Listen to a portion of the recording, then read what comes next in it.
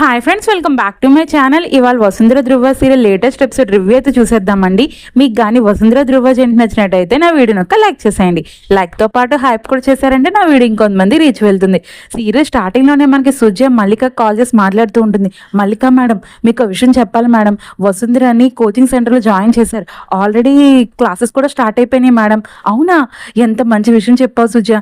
ఇలాగే వసుంధర ఖచ్చితంగా తను ఐఏఎస్ అవ్వాలి, ఖచ్చితంగా నేను ఎలా కోరుకున్నానో తన జీవితం అలాగే స్థిరపడాలి. అదే మేడం నేను అనుకున్నాను. తనకి చాలా కష్టపడి చదువుతుంది మేడం, ఖచ్చితంగా తను ఏదో ఒక గోల్ రీచ్ అవుతుంది. మీరు ధృవ సార్ కష్టపడిన దానికి తను ఎంతైనా ప్రతిఫలం మీకు చూపిస్తుంది. మీరు కంగారు పడకండి మేడం, నేను తనకి ప్రతి విషయంలో సాయం చేస్తాను. అప్పుడే అక్కడ ఉన్న దాస్ సుజాన్ చూస్తూ మాట్లాడుతూ ఉంటాడు. ఏంటిది, ఎవరితోనో కాల్ మాట్లాడుతుంది, ఆయన శత్రువులు ఎక్కడో ఉండరు, మన కొంపల్లోనో మలెళ్ళల్లోనో తిరుగుతూ ఉంటారు. ఆయన ఈ సుజాన్ ఇంట్లోకి రానివ్వద్దని ఆ నందితకి ఎంత చెప్పినా వినలేదు. ఇప్పుడు ఇంట్లో జరిగే ప్రతి విషయం అది ఆ మల్లికకి ధృవకి చేరేసేస్తున్నట్టుంది. ఖచ్చితంగా దీన్ని రెడ్ హ్యాండెడ్గా పట్టుకుని దీని అంతు చూడకపోతే అప్పుడు చెప్తాను నేను. సరే మేడం, నేనైతే వెళ్తాను. ఇంకా ఆల్రెడీ చాలా లేట్ అయిపోయింది. ఒక్కసారి వసుంధరకి వెళ్ళి నేను మందులు ఇవ్వాలి. కానీ సుజని ఒక్క మాట చెప్తాను విను, నువ్వు చాలా జాగ్రత్తగా ఉండాలి. ఎందుకంటే ఆ దాస్ అనుకున్నంత మంచివాడు కాదు. నీకు ఆల్రెడీ విషయం తెలిసిందే కదా. నాకు తెలుసు మేడం, దాస్ సార్ గురించి చాలా క్రూరుడు. నాకు అర్థమైంది మేడం. ఇంట్లో మన పరిస్థితులన్నీ మారిపోవడానికి ఆయన కదా కారణం. అది కాదు సుజ, నేను చెప్పేది ఏంటంటే అసలు నక్కనైనా నమ్మచ్చు, కానీ అంత నక్కం లాంటి మనస్తత్వం ఉన్న మనిషి. అసలు నువ్వు నమ్మడానికి ప్రసక్తి లేదు. నువ్వు చాలా జాగ్రత్తగా ఉండాలి. నువ్వు వేసే ప్రతి అడుగులోను వాడు నేను వెంటలాగా వెంటాడుతూనే ఉంటాడు. అర్థమైంది కదా.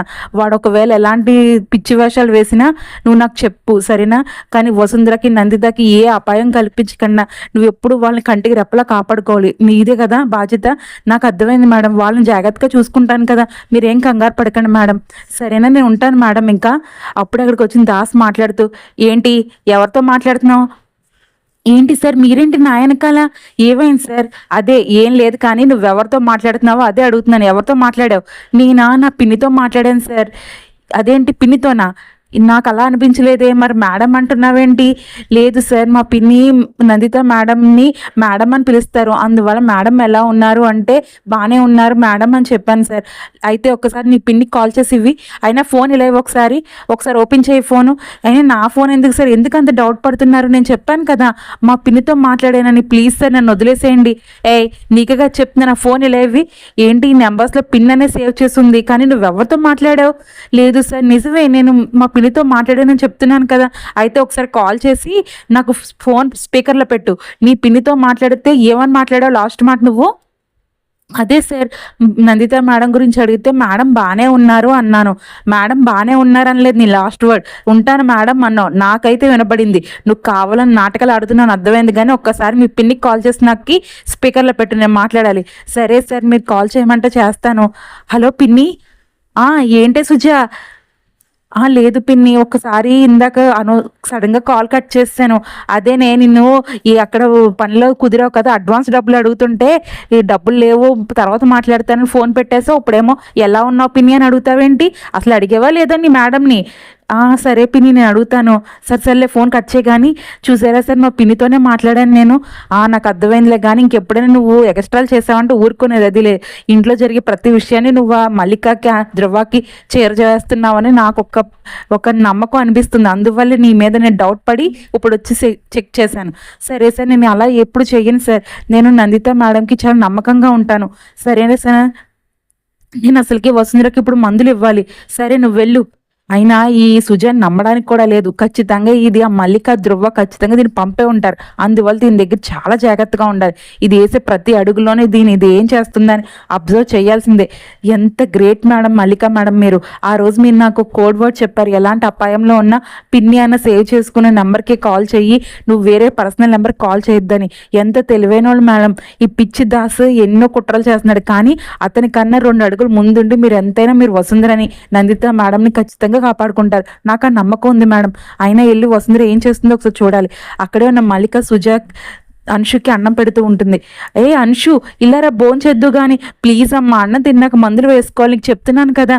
లేదు నాని, నాకు వద్దు ప్లీజ్, నాకు అసలు తినాలని లేదు, కాసేపటితో తింటాను నాని. ఏమైందమ్మా, స్కూల్లో ఏమన్నా అన్నారా? టీచర్ ఏమన్నా అన్నదా? లేదు నాని, ఏం జరగలేదు. మరేంటి ఎందుకలా ఉన్నావు? ఇప్పుడు టీచర్ గట్టిగా ఏమన్నా తిట్టారా?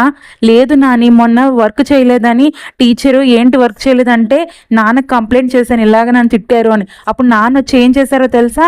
అయినా పిల్లలకి ఇంతలా వర్క్స్ ఇచ్చేస్తే వాళ్ళు స్ట్రెస్ అయిపోతారు, అసలు ఇంతలా ఇస్తారా అని నాన్నని తిట్టారు. అందువల్ల టీచర్ నన్ను ఒక్క పల్లెత మాట కూడా అనట్లేదు నాని. అందువల్ల నాకు ఎప్పుడు ఎలాంటి ఇబ్బంది లేదు. మరి ఏమ్మా అలా ఉన్నావు? ఎందుకో నాని నా మనసు బాగాలేదు. ఏంటి ఫీవర్గా ఉందా ఏంటి? లేదు నాని, నాకే మనసు బాగాలేదు. స్కూల్లో రేపొద్దున్న మదర్స్ డే అంట, నా ఫ్రెండ్స్ అందరూ వాళ్ళ మదర్కి ఏం సర్ప్రైజ్ గిఫ్ట్ ఇవ్వాలని ఆలోచిస్తున్నారు. నాకు వసు ఉంటే బాగుంటుంది, వసుకి ఏదైనా గిఫ్ట్ ఇవ్వచ్చు కదా. తను ఎప్పుడు వస్తుంది నాని? అయినా వసుంధర ఇంట్లోంచి ఏదో కోచింగ్ సెంటర్లో జాయిన్ అయింది అన్నారు. తను ఎక్కడ ఉంటుందో చెప్తే తనతో ఒకసారి మాట్లాడించవచ్చు కదా. నాకు చాలా దిగాలుగా ఉంది. అది కాదమ్మా, ఈ టైంలో తన ఫోన్కి హాస్టల్లో ఎలో లేదు. రేపొద్దున నీకు మాట్లాడిస్తాను కదా. అయినా నీ గురించి ప్రతిసారి అడుగుతానే ఉంది, అనుషు ఏం చేస్తుంది, అనుషు తింటుందా, మందులు వేసుకుంటుందా అని. ప్లీజ్ నాని, నాకు వసుంధరతో మాట్లాడాలని ఉంది ప్లీజ్. అప్పుడే అక్కడికి వచ్చిన ధ్రువ వసుంధరలా రెడీ అయ్యి వచ్చి మాట్లాడుతూ ఉంటాడు. ఏంటి అనుషు, ఏంటి డాడీ నువ్వు ఇలా రెడీ అయ్యావు? లేదు, ఇప్పుడు నేను డాడీని కాదు వసుంధరని. నీకేం కావాలో అన్నీ అడుగు నన్ను, నీకు నేను అన్నీ చెప్తాను. అవునా, ఇప్పుడు నువ్వు వసుంధరవా? మరి నేను ఎందుకు గుర్తులేను నీకు? ప్లీజ్ వసు వచ్చేసే. లేదు అంశు, నేను చెప్తున్నాను కదా, నీకు ఎలాంటి ఇబ్బందులు ఉన్నాయి, నువ్వు నేను చెప్పినట్టు చేస్తున్నావా లేదా? చేస్తున్నాను వసు, నీకు చెప్పాను కదా నువ్వు నానిని ధ్రువ నాన్నని ఎంత జాగ్రత్తగా చూసుకోమన్నావు, అందువల్లే నేను జాగ్రత్తగా చూసుకుంటున్నాను.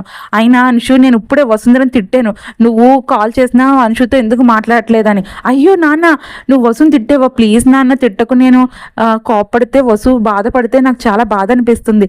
ప్లీజ్ నాన్న. సరే అంశు, నువ్వు ఇప్పుడు తినేసేయాలి, అర్థమైందా? నీకేం కావాలో చెప్పు, నేను వసుంధరకి అన్నీ చెప్తాను సరేనా?